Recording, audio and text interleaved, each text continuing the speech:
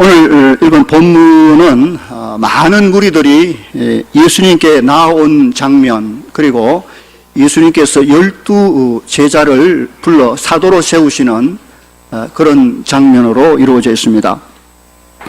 본문 7절을 한번 보십시다. 예수께서 제자들과 함께 바다로 물러가셨다 했습니다.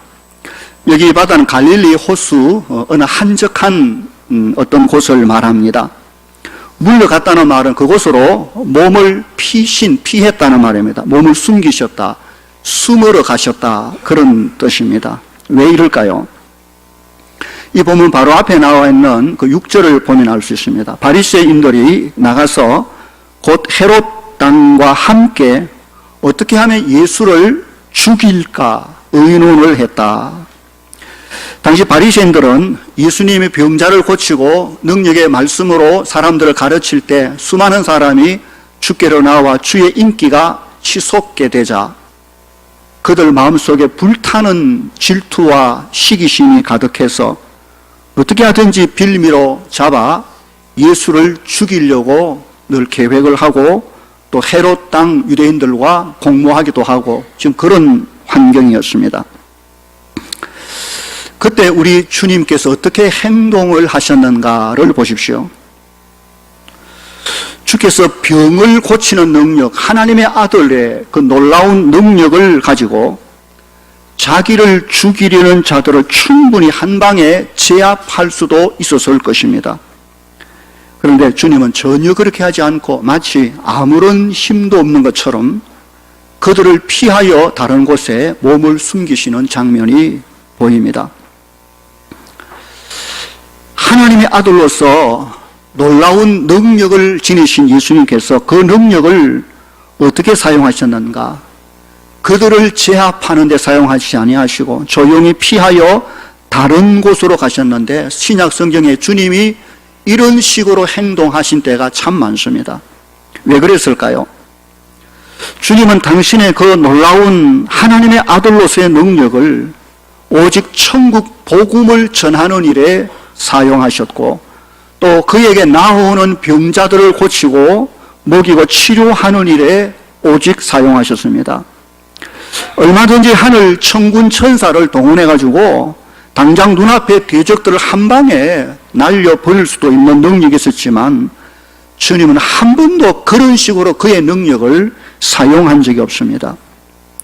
제자들과 함께 다니며 복음을 전파하실 때 피곤하고 힘들고 배고프고 아무리 배고파도 주님은 자신의 배를 채우기 위하여 놀라운 능력을 행하여 음식을 기적적으로 만들어 먹지 않았습니다. 오직 주님은 그의 능력을 제자들을 위하여 그들을 먹이고 그들 따르는 백성들을 치료하기 위하여 구원하기 위하여 섬기기 위하여만 그 능력을 사용하신 것입니다. 하나님께서 그 자녀된 우리에게도 이런저런 많은 능력들을 주신 것을 압니다. 우리가 기도할 때 하나님이 들으시는 것도 기도의 응답도 능력입니다. 나는 그 능력을 어떻게 누구를 위하여 사용하고 있는지 봐야 합니다. 하나님의 말씀을 많이 아는 영적 진리의 지식도 또한 능력입니다. 우리는 그 모든 영적 진리의 지식의 충만함을 누구를 위하여 무엇을 위하여 사용하는지 살펴야 합니다. 어떤 사람은 장사를 잘해가 돈을 많이 벌었는데 그 돈의 능력도 있습니다. 하나님 주신 능력입니다. 아니, 내가 열심히 벌어서 내 돈이니까 나를 위하여 내 마음대로 서지라고 할까요? 하나님이 주셨으니 하나님의 뜻과 영광을 위하여 서야지라고 생각하고 있습니까? 내게 주신 은사, 기술, 음악적 재능, 잘할 수 있는 그렇게 잘하는 그 사람의 소질과 능력들이 무엇을 위하여 서입니까? 나만을 위하여, 내 배만을 위하여 행여나 사용하고 있지 않는지, 하나님의 영광을 위하여 누군가를 세우고 도와주고 섬기기 위하여 내게 주신 은혜 능력들을 사용할 수 있는 그런 지혜, 그 믿음이 우리 가운데 가득할 수 있기를 주의 이름으로 축원합니다. 또 한 가지 보면 7절에서 생각할 수 있는 것은 예수님께서 자기를 죽이려는 바리새인들을 피하여 한적한 바다로 몸을 숨기신 그 이유가 그에게 힘과 능력이 없어 도망친 것이 아니라 아직 하나님의 때, 주님의 때가 되지 않았기 때문이다 라는 걸 알아야 합니다. 이제 메시아 사역을 막 시작한 지 얼마 되지 않는 시점, 지금 여기서 주님이 덜컥 잡혀서 그렇게 죽으시면 절대로 안 되는 것입니다. 아직 주께서는 하셔야 될, 선포해야 될 말씀과 하실 일들이 많이 남아 있습니다. 그 모든 일을 다 하기까지, 그 때가 되기 전까지 아무도 주님을 잡을 수도 죽일 수도 없는 것입니다. 주님은 자신의 사역을 함에 있어서 언제나 하나님의 때를 염두에 두고 일을 하셨습니다. 하나님의 시간표를 늘 생각하며 그 때를 맞추어 일하셨습니다. 아직 내 때가 안 됐나이다. 이제 때가 됐다. 하나님의 때, 하나님의 시간표를 보고 사역하셨습니다. 하나님은 우리를 구원하시기 위하여 오래전부터 모든 것을 세밀하게 계획하셨고 그 계획된 시간표대로 착착 진행시켜 가셨습니다. 그 아들을 세상에 보내실 때 아무 때나 보낸 것이 아니라 때가 되매 그 아들을 세상에 보내셨습니다. 때가 되매 주께서 스스로 고난과 십자가 죽음의 길로 나아가시게 되는 것입니다. 그리스도의 부활도 성천도 성령의 오심도 아무렇게나 되는 게 아니라 하나님의 계획하신 구속의 경륜을 따라 구원의 계획을 따라 때를 따라 이루어진 것입니다. 언젠가 하나님의 정한 때가 되면 그리스도께서 다시 이 땅의 영광 가운데 심판의 주로 재림하게 되어질 것입니다. 하나님의 때를 기다리는 믿음이 우리에게 있어야 합니다. 우리는 다 날 때가 있고 또한 죽을 때가 있는 줄 압니다. 그 때를 정한 이가 하나님이십니다. 하나님이 나에게 정해준 삶의 그 때를 염두에 둘 필요가 있습니다. 무슨 일을 시작할 때가 있고 그 일을 이제 그만 내려놓아야 될 때도 있는 것입니다. 잠잠히 하나님의 뜻, 하나님의 때를 기다리는 그런 믿음을 가진 사람이 성숙한 사람입니다. 정말 지혜로운 사람은 하나님의 때를 잘 깨닫는 사람입니다. 아, 지금은 내가 이렇게 마냥 놀 때가 아니라 하나님의 나라를 위해 충성봉사 헌신할 때구나. 그 하나님의 때를 알고 일하는 삶입니다. 아, 이제는 이 사역과 이 일을 내려놓아야 될 때가 됐구나. 그 때를 알고 겸손히 내려설 줄 아는 사람이 지혜로운 사람입니다. 이 중요한 하나님의 시간표, 하나님의 때를 구분하지 못하면 그는 어리석은 사람이 되고 맙니다. 해야 할 때와 그만둘 때를 아는 것이 지혜입니다. 어떻게 그 때를 구분할 수 있을까요? 하나님의 말씀과 기도 가운데 성령에 충만한 사람은 놀랍게도 하나님의 그 때를 분별합니다. 그게 놀라운 것입니다. 하나님의 영적 깊은 교제가 충만한 사람은 자신이 서야 할 때, 내려야 할 때, 가야 할 때, 멈추어야 할 때 이것을 알게 되어줍니다. 우리 모두가 영적으로 민감하여 하나님의 우리를 향한 시간표를 잘 바라보고 겸손히 그 앞에 나아갈 수 있는 우리 모두가 되기를 주의 이름으로 간절히 축원합니다. 이제 다시 본문 7절에서 8절을 보십시오. 예수님께서 제자들과 함께 바다로 물러가시니 갈릴리에서 큰 무리가 주님을 따라왔다고 했습니다. 갈릴리는 호수, 갈릴리 호수가 있는 그 지역, 우리 주님이 공생의 3년 주로 사역하시던 무대입니다. 그런데 8절에 보십시오. 유대와 예루살렘과 이두메와 요단강 건너편과 또 수로와 시돈 근처에서까지 많은 무리가 그가 하신 큰 일을 듣고 예수께 나왔다라고 말했습니다. 주님이 주로 사역하신 갈릴리를 중심으로 볼 때 유대와 예루살렘, 유대 지역은 그 밑에 남쪽에, 그리고 그 안에 예루살렘이 있고 그 이두메가 있습니다. 남쪽, 거기서 이 주의 소문을 듣고 올라왔다는 말입니다. 요단강 건너편이라는 것은 요단강 건너 동쪽 편을 말합니다. 동쪽 지역. 거기에 있는 사람들도 왔다는 말이죠. 또 두로와 시도는 이쪽 지중해 쪽 바다 서쪽 북쪽 해변에 있는 도시들. 그러니까 서쪽 북쪽에서 사람들이 이 소식을 듣고 나온 것이죠. 그러니까 갈릴리를 중심으로 볼 때 이스라엘 전역에서 지금 수많은 사람들이 예수님의 소문을 듣고 지금 그 바닷가로 몰려왔다는 말입니다. 주께서 행한 큰 일에 대한 소문을 그들이 어떻게 들었는지 듣고 많은 사람들이 주께 몰려왔습니다. 어떤 사람들이 몰려왔습니까? 10절 보십시오. 병으로 고생하는 자들입니다. 그들이 그 병을 치료받기 위하여 나온 것입니다. 온갖 병으로 온갖 고통과 괴로움 속에 시달리던 사람들이 주님의 소문을 듣고 나온 것입니다.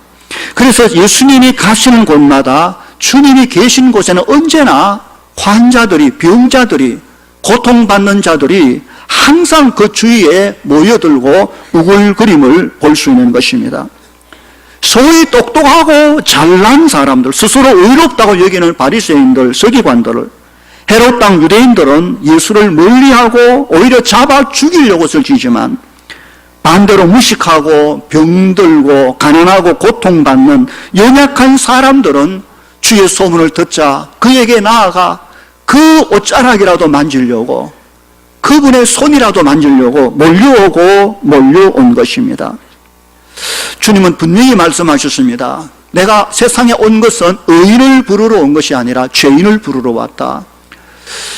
정말 건강한 자에게는 의사가 쓸데없지만 병든 자에게 의사가 필요하다. 내가 온 것이 바로 영적으로 병든 죄인들, 이들을 위하여 의사로 왔다라고 했습니다. 주님이 세상에 오신 목적과 교회가 이 땅에 있는 목적은 똑같습니다. 지금 제가 드리는 말씀은 앞에 몇 주 전에 했던 설교에 대한 복습입니다. 가끔 우리 교회에 사람들이 불평하기를 우리 교회가 장애인이 너무 많아. 왜 이렇게 장애인들이 많아? 여러분, 장애인이 많기 때문에 그게 좋은 교회입니다. 우리 교회는 왜 저런 못된 사람들이 너 부글거리고 저런 사람들이 많아? 저런 형편없는 사람. 그러니까 교회는 그런 사람들이 모여드는 곳이 교회이다 말이죠. 건강하고 잘나고 의롭고 똑똑하고 다 복을 받아 넘치게 사는 사람들만 모였다면 이미 교회 문 닫아야 됩니다. 그런 곳은 천국에 가서나 이루어지는 일이고, 이 땅에는 교회가 있다는 말은, 주님이 계신다는 말은, 의사가 있다는 말은 환자들이 모여들고 그들이 온갖 질병과 고통과 문제와 아픔과 절망과 괴로운 이런 걸 끌어안고 여기 와 풀어놓는 곳이니까, 교회는 우리가 생각할 때 건강한 좋은 교회는 아름다운 것만 가득 차 늘 찬양하고 천국과 천만에 만만해요. 여기저기 피 터지고 울고 아파하고 괴로워하고 문제가 발생하고 여기 문제를 일으키고, 그래 띠가 그거 고치고 치유하고 엎드리고 기도하고 울고 불고, 이걸 어디까지 해야 되는가 하면 주님 오실 때까지 해야 됩니다. 교회가 존재한다는 것은 그러려고 존재하는 것이지, 여기서 우리가 다 젊고 잘 사는 사람 모여가지고 하나님을 찬양, 그건 천국에 가서 할 일입니다. 교회는 정말 종합병원과 같아서 온갖 다른 데서 못 고칠 질병들 가진 사람들이 우글우글 모이는 곳입니다. 병자가 없는, 환자가 없는 건강한 사람들만 모인 병원은 병원 문 닫아야 돼. 병원도 아니죠. 교회도 동일한 것입니다. 그런데 기억할 것은 교회는 그런 환자들, 죄인들만 모아놓는 장소가 아닙니다. 병원에 환자가 몰려왔는데 그 병을 고치지 못하면 그 병원은 병원도 아니죠. 좋은 병원은 온갖 환자들이 모여듦과 동시에 그들을 치유해내는 의사들과 의술들이 있기 때문에 좋은 병원인 것입니다. 동부교회가 그런 세상에 있어야 할 죄인들을 치유해낼 수 있는 약은 하나님의 말씀밖에 없습니다. 그리스도의 십자가의 복음, 하나님의 능력의 말씀을 가르치고 선포하며 그 말씀이 무심령 속에 들어갈 때 죄가 떠나가고 상처가 치유되고 삶이 회복되는 역사가 일어나게 될 줄 믿습니다.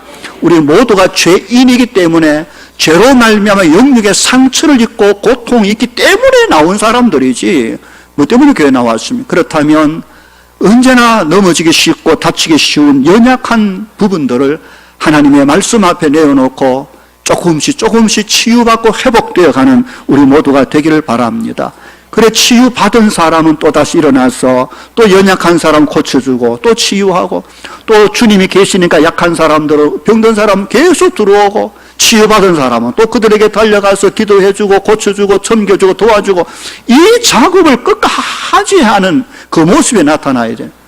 그래서 우리 교회 좌우에 힘들고 골치 아프고 어려운 또 이런 힘든 사람이 있는 걸 감사하게 여기고 바로 그게 우리 교회의 특징이고 교회다움의 모습이구나. 그러니 열심히 먼저 고침받고 치유받아 그들을 섬기며 정말 좋은 교회로 이 땅에 있어야 될 바로 그 교회로 끊임없이 나아가는 진의 동부교회 될 수 있기를 주의 이름으로 축원합니다.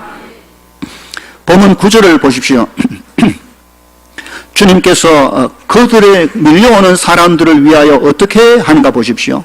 제자들에게 명하여 작은 배를 바다에 띄워 대기시킵니다. 왜 그렇게 하는가 하면 너무 많은 사람이 몰려와서 주님을 만지려고 밀고 땡기고 이러면 설교고 뭐가 아무것도 안 되기 때문에 해변가에 몰려오는 사람들이 쫙 앉아있고 그리고 주님은 작은 배를 타고 바다에 잠깐 띄워서 거기서 마치 이런 식으로 설교해서 하나님의 말씀을 전하기 위해서 그렇게 하는 것입니다. 그러므로 교회는 하나님의 말씀의 능력이 살아있어야 되고 십자가의 복음의 능력이 온 심령을 회복할 수 있는 그런 은혜가 흘러 넘쳐야 되는 곳입니다. 우리 교회에 건강한 사람들만 있는 것이 아니라 고통과 죄로 상처 입은 연약한 사람들이 많이 몰려올 수 있도록 그들 때문에 때로 이런저런 아픔과 눈물을 흘릴지라도 그게 교회이니까 그런 사람들이 동북에 우글거릴 수 있도록 기도해 주시기를 바랍니다. 그리고 그런 사람들을 붙잡고 고쳐낼 수 있는 하나님의 말씀의 능력이 살아있어 강단에서뿐만 아니라 성도들의 삶과 입에서도 주의 말씀이 나와 연약한 이웃을 서로를 고쳐주고 세워주는 그런 교회, 그래서 회복된 사람이 기뻐하며 함께 즐거워하고 주님과 함께 기뻐하고 감사하고 잔치를 베풀 수 있는 그런 치유의 기쁨, 은혜가 우리 교회에 여기저기 일어날 수 있는 정말 멋진 가슴이 설레는 그런 교회로 부흥해가고 성장해갈 수 있기를 주의 이름으로 축원합니다. 11절을 보십시오. 11절에 보니까 더러운 귀신들도 어느 때든지 예수를 보면 그 앞에 엎드려 부르짖어 이르되 당신은 하나님의 아들이니이다 라고 했습니다.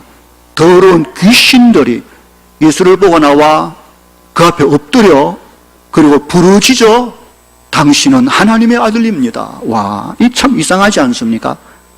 어떻게 귀신이 정말 언뜻 보면 귀신들이 예수님에 대하여 정확한 신앙 고백을 하고 그 앞에 엎드려 경배 예배하는 것처럼 보입니다. 아, 귀신도 이렇게 주님을 만나서 회개하고 구원받고 주님을 찬양하고 예배하네? 그러나 전혀 그런 뜻이 아닙니다. 귀신은 타락한 악령 사탄의 졸개들입니다. 귀신의 존재 그 자체가 본질적으로 더럽다고 말합니다. 이미 영원한 심판이 내리기로 작정된 영혼이기에 귀신이 구원받는 일은 없습니다. 마귀가 사탄이 구원받는 일은 절대로 없습니다. 그것들이 무슨 말을 하더라도 귀신들이 하나님을 경배하거나 예배하거나 섬기는 일은 절대로 일어나지 않습니다. 귀신들이 예수님 앞에 이렇게 하는 것은 그 앞에 자신들의 정체가 폭로되니까 지금 자신을 심판하실 주님 앞에 공포감에 사로잡혀 두려워 소리 지르는 모습입니다. 하나님의 아들이 나타났다. 우리를 멸할, 큰일 났다. 그런 외마디 소리인 것입니다.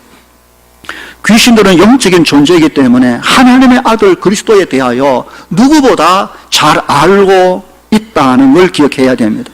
그러나 귀신들은 결코 그 주님을 예배하거나 경배하거나 섬기는 믿음은 없습니다. 귀신의 믿음은 하나님을 알지만 하나님의 말씀대로 살지 않는, 하나님을 알지만 하나님의 말씀대로 순종하지 않는 그 믿음을 가리켜 귀신의 믿음입니다. 야고보서 2장 19절에 네가 하나님은 한 분이신 줄 믿느냐? 잘하는도다. 귀신들도 믿고 떠느니라. 귀신들도 하나님이 한 분이 하나님을 믿고 그 앞에 벌벌 떠느니라. 그러나 결코 하나님을 예배하거나 순종하지 않는, 이게 귀신의 믿음입니다. 귀신의 믿음. 정말 오늘 우리 가운데 그런 믿음을 가진 사람이 없기를 바랍니다. 그래서 예수님 12절에 보십시오. 그런 더러운 귀신에게 경고하고 계십니다. 이 시끄럽다 이놈들아, 입 다물고 아무 소리 하지 말아라 라고 나를 나타내지 마라. 아직 물론 주님이 나타나 메시아로서 그 신분을 드러내야 할 때가 아니기 때문에 그렇게도 하셨지만, 또한 주님은 결코 더러운 귀신들에 의하여 영광 받으실 분이 아님을 보여줍니다. 그래서 그들의 입을 막으시고 금지 명령을 하죠. 오직 주의 그 영광은 그의 보혈로 말미암아 구원받은 하나님의 자녀들만이 주의 이름을 높이고 찬양하며 경배하는 것이지, 타락한 더러운 귀신의 입을 통하여 하나님의 영광이 나타날 일이 아니라는 것이죠. 오늘 우리의 구원의 은혜가 있다면 우리의 삶과 입과 모든 것을 동원해서 우리가 구원의 하나님을 노래하며 찬양하며 예배할 수 있는 그런 은혜도 충만하기를 주의 이름으로 축원합니다. 이제 보면 13절과 19절 내용을 봅시다. 예수님께서 12 제자들을 불러서 세우시는 장면인데, 이게 세운다는 말은 사도로 임명하여 세운다는 말입니다. 특히 여기 12명의 제자를 부르시고 세우는 것은 중요한 의미가 있습니다. 12이라는 숫자, 이거 구약과 관계되어 있는데, 구약의 하나님의 백성을 세울 때 12지파를 통하여 이스라엘 백성, 하나님의 백성을 형성하는 것을 보게 되십니다. 예수님께서 12사도를 세우는 것도 이 구약적 맥락에 이어진 것입니다. 신약 교회를 세우는 그 교회의 기둥, 그 기초로 이와 같이 12사도를 세우시는 것입니다. 12를 불러 구약의 하나님의 백성, 하나님의 나라를 세운 것처럼 동일하게 이 땅에 하나님의 교회, 하나님의 나라를 세우는 그 일을 위하여 12 기둥들을 세우는 걸 봅니다. 이들이 사도들입니다. 하나님의 나라를 세우는 이 구체적인 작업을 하고 계신 것입니다. 이것은 너무나도 중요합니다. 주님에게 있어서 12를 세워 장차 그리스도께 십자가 죽으시고 부활하신 이후 성령으로 오셔서 이 땅에 교회를 세워가는 중요한 교회의 틀을 준비하는 일에 사도들의 역할들은 너무나도 중요합니다. 주님을 경험하고 듣고 본 그 모든 말씀을 기록하고 증거하는 사도들의 이 역할들은 너무 중요한 일을 지금 하십니다. 그래서 예수님에게 이 12를 세우는 일이 너무 중요하기 때문에 오늘 본문에 보면 주께서 일을 하시기 전에 중요한 일을 한 가지 하십니다. 13절 보십시오. 예수께서 어디로 가십니까? 산으로 가셨다. 산으로 가셨다. 올라가셨다.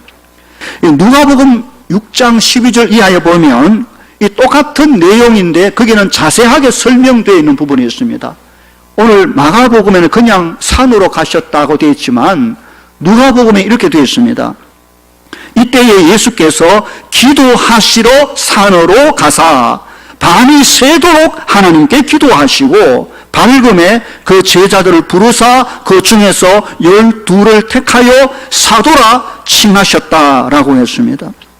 주님은 언제나 모든 일에 항상 기도하시고 기도로 준비하시고 진행하셨지만 특별히 중대한 중요한 일을 있을 때는 꼭 산으로 가셔서 특별 기도를 하시되 밤이 새도록 그렇게 기도하시는 장면들이 많습니다. 겟세마네 그 동산에서 십자가를 앞에 둘 때, 기타 여러 중요한 사역을 할 때, 제자들을 파송할 때 산으로 가셔서 특별히 하나님 앞에 작정하고 밤새도록 기도하며 하나님의 뜻을 묻고 그 일을 진행한 걸 보게 되십니다.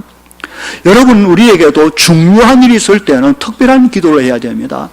우리가 매일 밥 먹을 때 기도하고, 잠잘 때 기도하고, 일어나서 기도하고, 길 갈 때 기도하고, 모든 게 기도로 살아가지만, 그럼에도 불구하고 특별한 중대한 일을 만났을 때는 그런 기도를 뛰어넘는 특별한 기도, 금식을 한다든지 일주일 작정을 한다든지 한 달 동안 아침을 먹지 않고 그 시간 기도한다든지 어떤 특별한 중대한 문제를 해결하기 위하여 하나님 앞에 나아가 시간을 작정하고 붙들고 기도하는 것을 하나님 기뻐하십니다. 오늘 우리에게 그런 문제는 없습니까? 그런 기도의 시간을 가져본 적이 있습니까? 그 기도를 통하여 하나님의 뜻을 깊이 알아가고 우리의 믿음이 달라지며 하나님의 은혜를 누려가는 사람이 얼마나 많은지 모릅니다. 모든 일에 기도해야 되지만 중대한 내 삶 속에 문제가 생겼을 때 특별히 정하여 하나님 앞에 기도해 나아가는 우리 모두가 되기를 주의 이름으로 축원합니다. 본문 16절에서 19절 내용은 예수님께서 세우신 12명의 사도들의 이름이 쭉 열거되고 있습니다. 거기 시몬, 주께서 베드로라 너는 반석이다. 베드로의 신앙 고백 위에 교회를 세울 만큼 중요하게 여기십니다. 게바는 베드로의 아람어로 게바, 반석이라는 뜻입니다. 주님의 수제자로 성격이 좀 다혈질적이지만 또 심지어 주를 모른다고 3번까지 부인한 험이 있었지만 그럼에도 불구하고 회개하고 주의 제자들의 수석이 되어 정말 충성스럽게 초대교회의 역할과 복음의 사역자로 헌신하다 로마에서 십자가에 거꾸로 매달려 순교하지요. 시몬 베드로는 그 형제 안드레와 함께 사실 어부, 범인 지식이 없는 출신입니다. 그러나 주께서 그를 불러 위대한 하나님 나라의 기둥으로 세운 것을 볼 수 있습니다. 세베대의 아들 둘이가 나오는데 야고보와 요한, 이 형제의 성질이 굉장히 불같아 소위 말해 한성질하는 사람이에요.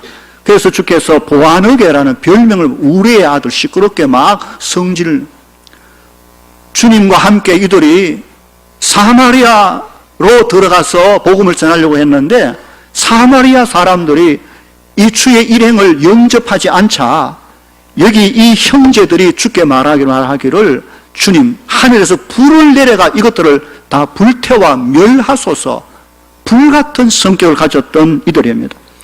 그런 자들이 결국 주님 제자가 되어 야고보는 정말 주를 위해 최초로 순교자가 되는 영광을 얻었고, 또한 그 동생 사도 요한, 제자 요한은 그 불같은 성격이 어디로 간가 없고 나중 가보면 요한복음서고 요한 1, 2, 3서 기록하고 또 요한 계시록을 기록하며 예루살렘 교회의 참 귀한 지도자로 요한 1, 2, 3서 보면 사랑의 사도로 불리울 만큼 온유와 사랑으로 가득 찬 모습으로 바뀌는 그 요한을 볼 수 있습니다. 또 빌립이 나오고 바돌로메 나다나엘과 같은 사람이고, 특별히 마태, 전에 한번 설교했던 세리, 사람 같지도 않는 이 세리 마태를 제자로 불러 마태복음을 기록하게 하고 주의 제자로 위대하게 하나님 나라의 기둥으로 선 사람도 있고, 도마 같은 경우에는 나네가 주님이 부활 후에 내가 손으로 못자국에 옆구리에 창자국 내 손 안 넣어보고는 나는 못 믿겠다 라고 말했던 지독한 의심쟁이였지만 그가 변화되어 성령 받고 주의 위대한 제자가 되어 자신의 목숨을 주를 위하여 아름답게 헌신했던 사람, 도마, 디두모라 하기도 하지요. 알페오의 아들 야고보, 작은 야고보도 있고, 다데오, 유다라 부기도 하고, 특히 가나안인 시몬은 열심당, 민족주의자들, 그래서 반 로마 정부 성향을 가지고 가슴에 칼을 품고 다니면서 이 로마의 요인들을 암살하려고 하는 이런 당원 중에 한 사람입니다. 그러니까 마태 같은 사람은 세리, 친로마 정부 성향, 로마 정부의 세관이니까 친로마 정부 성향을 가진 사람도 들어있고, 정반대로 반로마 정부 성향을 가진 여기에 이 시몬, 가나안인 시몬 같은 사람도 부름받아 주의 제자가 되어 하나님 나라를 위하여 변화되어 위대한 하나님의 사역자가 되지요. 놀라운 것은 가룟 유다가 여기서 예수를 판 가룟 유다, 항상 예수를 판 가룟 유다. 나중에 그는 결국 주님을 받아들이지 못하고 배반하고 그리고 자살하고 제 갈 곳으로 가버렸지만 가룟 유다 대신 마띠아가 그 자리를 대신하죠. 어쨌든 그들도 주의 부르심에 나와서 쓰임 받았던 사람 중에 하나입니다. 나중에 혹 시간 되면 이 12사람 제자들의 그 삶의 성향과 사역과 특징들을 정리해서 함께 은혜를 나눌 수 있는 기회가 있으면 좋겠는데 오늘은 그 부분들은 생략하겠습니다. 어쨌든 여기에 베드로, 안드레 형제와 야고보, 세베대 아들 야고보와 요한, 빌립 전부 다 갈릴리 베세다 출신 어부들, 범인들입니다. 또 세리도 있고 다 그렇고 그런 평범한 사람들이지만 주님이 그들을 불러내셨습니다. 그리고 그의 제자로 삼으시고 하나님 나라 위대한 일꾼들로 바꾸어 놓은 것을 볼 수가 있는 것입니다. 오늘 우리도 다 주의 부름받아 여기 나왔습니다. 시험 쳐서 뽑은 사람 아무도 없습니다. 무슨 자격을 기준해서 모인 사람 아무도 없습니다. 평범한 그저 그런 제자들처럼 오직 주의 부름을 받아 나와 믿고 구원받아 하나님의 자녀 되었습니다. 우리가 사도는 아니지만 사도적 사명을 가진 사람으로 오늘 살아내야 됩니다. 오늘 보면 14절에 보니까 주께서 그 제자들을 부르신 이유, 그 목적, 어떻게 그들을 키워내시는지 중요하게 말씀하신 세 가지가 나옵니다. 보십시오. 첫째가 이는 자기와 함께 있게 하시고 어떻게 이들이 주의 나라 세상을 변화시킬 놀라운 능력자들로 바뀔 수 있었던가. 그 첫 번째가 주님과 함께 있는 삶이 그 비결입니다. 예수님의 제자는 주님을 배우고 그의 삶을 닮아가는 사람, 함께 먹고 자고 깊은 삶의 교제를 나누며 마음을 같이 하고 가르치고 배우고 주께로부터 책망도 받고 칭찬도 받고 3년을 같이 더불어 뒹굴며 결국 조금씩 주님을 닮아 주의 제자가 되어지는 것입니다.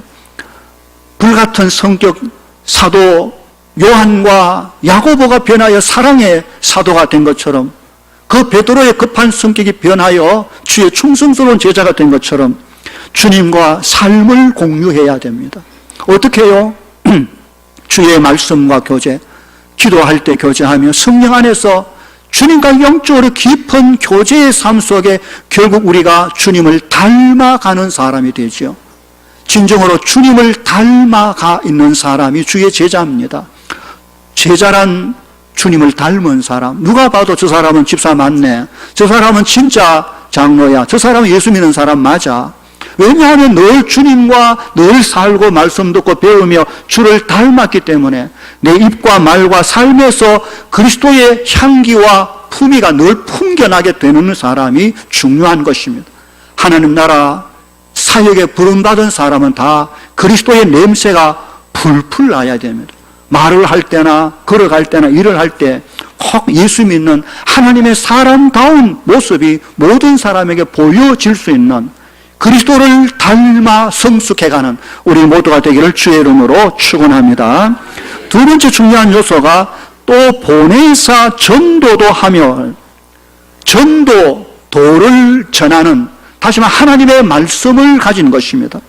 그 말씀을 받고 말씀대로 살아 말씀에 열매 있는 삶을 들고 보내심을 받아 어디로? 세상으로 보냄받은 사명자가 주님의 제자입니다. 주와 교제하며 그리스도를 닮아 우리를 변화시킨 하나님의 말씀대로 순종한 삶의 모습을 들고 세상에 나아가 그들에게 그리스도를 알리는 것입니다. 내가 이 말씀대로 살았더니 이렇게 내 삶이 변했다라는 간증과 고백이 있는 전도가 전도입니다. 전도는 입으로만 하는 것이 아니라 삶으로 증명되지 않는 입의 전도는 오히려 전도를 방해하는 것이 되고 마는 것이지요.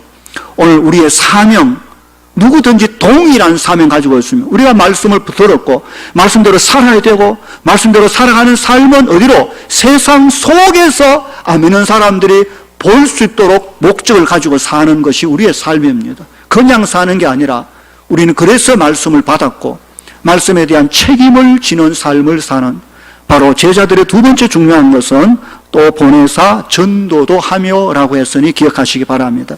마지막으로 귀신을 내쫓는 권능도 가지게 하려 함이라. 특별히 귀신을 내어 쫓는 권능이라 했으니 영적인 권능을 말합니다. 다시 말하면 복음 사역에 나선 제자들의 삶의 특징은 영적인 전쟁입니다. 먹고 사는 육체적인 것도 힘들지만 실제로 우리에게 대적해야 될 싸움의 대상은 악한 영들에 대함인 것입니다.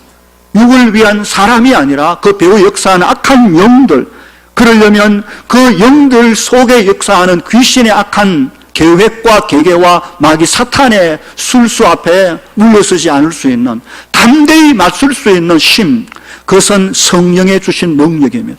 성령이 우리 속에 담대함을 주실 때 우리가 그 능력을 받아 마귀와 귀신과 악한 영들을 두려워하지 아니하며 그들에게 담대히 나아가 물리치며 그들에게 사로잡혀있는 하나님의 자녀들을 건져내는 이 사역을 우리가 해야 되는 것입니다. 그러므로 우리에게 이런 능력이 필요합니다. 성령의 부어주신 능력 없이 하나님의 자녀가 맞지만 능력받지 못한 힘이 없는 자녀들이 얼마나 많은지 모릅니다. 사명이 있다면 사명 감당할 수 있는 힘이 없으면 맨날 사명 말만 다 끝나버리지 세상으로 밀어보내면 겁이 나가 도망을 쳐버리잖아요. 그러니까 우리는 그리스도를 닮은 제자로서 하나님의 말씀을 붙들고 살아가는 삶의 이 아름다운 열매들을 세상 사람들에게 전가하려면 성령의 능력을 받아야 돼요. 정말 기도하며 담대함으로 나아가서 그리스도를 부끄러워하지 아니하며 외치며 하나님의 영광을 드러내는 우리 모두가 되기를 주의 이름으로 축원합니다. 이제 결론으로 말씀드리겠습니다. 오늘 본문에서 여러 가지 많은 교훈들을 제가 이야기했습니다. 정리해보면 하나님 주신 우리에게 주신 능력 주님은 아무렇게나 쓰지 않았습니다. 함부로 쓰지 않았습니다. 하나님의 영광과 교회를 위하여 연약한 자를 위하여 받은 은사와 능력을 사용할 줄 아는 지혜가 있기를 바랍니다. 우리의 삶 속에 계획된 하나님의 시간표를 보시기 바랍니다. 늘 시계를 보고 우리가 지금 밥 먹어야 될 때다, 지금 어디 가야 될 때다, 늘 시계 보도 이런 시계만 보지 말고 하나님의 시계를 볼 수 있기를 바랍니다. 이제는 충성하고 전도 일해야 될 때구나, 그 때를 아는 것, 이제는 이 일을 내려놓아야 될 때구나, 그 때를 구분할 수 있는 것은 성령의 충만한 은혜가 없으면 결코 쉽게 보이지 않습니다. 하나님의 때를 구분할 수 있는 그런 지혜가 있기를 바랍니다. 교회는 그야말로 의롭고 잘난 사람들만 모인 집단이 아닙니다.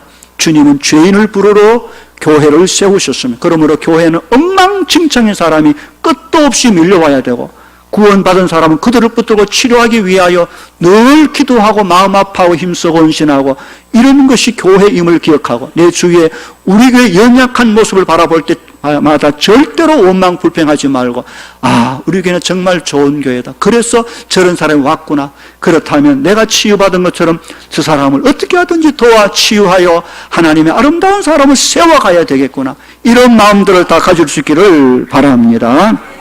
더러운 귀신을 통하여 영광 받기를 절대로 원하지 아니하신 하나님, 그러므로 구원받은 저와 여러분의 입술과 삶을 통하여 하나님께 영광 돌리게 되기를 바랍니다.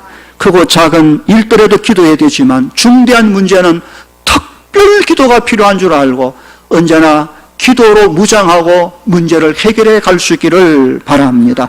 하나님 나라 부르심을 받은 제자들에게 참으로 중요한 것은 주와 함께함입니다. 그리고 주의 주신 말씀의 사명을 붙잡는 것이고, 그리고 성령의 능력을 덧입어 이 땅의 사명 잘 감당하여 충성 봉사해가는 우리 모든 성도들 다 될 수 있기를 주의 이름으로 간절히 축원합니다. 기도하십시다. 이 시간 하나님의 말씀을 붙들고 한번 기도합시다. 여러 가지 많은 말씀 가운데 혹시 내 삶을 향하여 직접 말씀하시는 하나님의 음성이 무언지 붙들고 주여 그렇게 되게 해 주시옵소서. 다 함께 통성을 한 1분 정도를 소리내서 결단하며 기도하는 시간을 갖겠습니다. 함께 기도합시다. 거룩하신 아버지 은혜 감사합니다. 오늘 또 하나님 말씀을 듣게 하시니 감사를 드립니다. 성령이 우리 속에 역사해 주시옵소서. 내게 주신 능력과 이 소중한 권사들이 하나님의 영광을 위해 소중하게 사용되게 하여 주시옵소서. 하나님의 시간표를 읽어낼 수 있는 지혜를 덧입혀 주시옵소서. 일할 때와 멈출 때, 가야 될 때, 서야 될 때를 알게 하여 주시옵소서. 오 주여, 우리 교회가 정말 우리 주님이 부르시는 연약한 자들로 가득 차되 치유받는 역사가 주일마다 여기저기 일어나게 하여 주시옵소서. 거룩하신 주님이여, 우리 모든 성도들이 기도의 소중함을 알게 하시고 주 앞에 작정하며 기도하며 어떤 문제도 하나님이 해결해 주시 믿고 믿음으로 나아가 응답받는 저희들 되게 하여 주시옵소서. 오 주님 오실 그날까지 맡겨준 사명 감당하기 위하여 주님을 닮아가며 주의 말씀 안에 살며 그 말씀의 열매를 세상 가운데 드러낼 수 있도록 악한 영들과 영적 전쟁에서 지지 아니하고 승리하며 주의 이름을 높이며 나아가는 저희들 되게 하여 주시옵소서. 거룩하신 아버지 감사합니다. 오늘도 귀한 말씀을 마음에 붙들고 주의 제자로 부름받아 나아가 하나님의 영광 위하여 남은 평생 아름답게 살아내는 귀한 자들 성도들 다 되게 해 주시옵소서. 예수님 이름으로 기도하옵나이다. 아멘.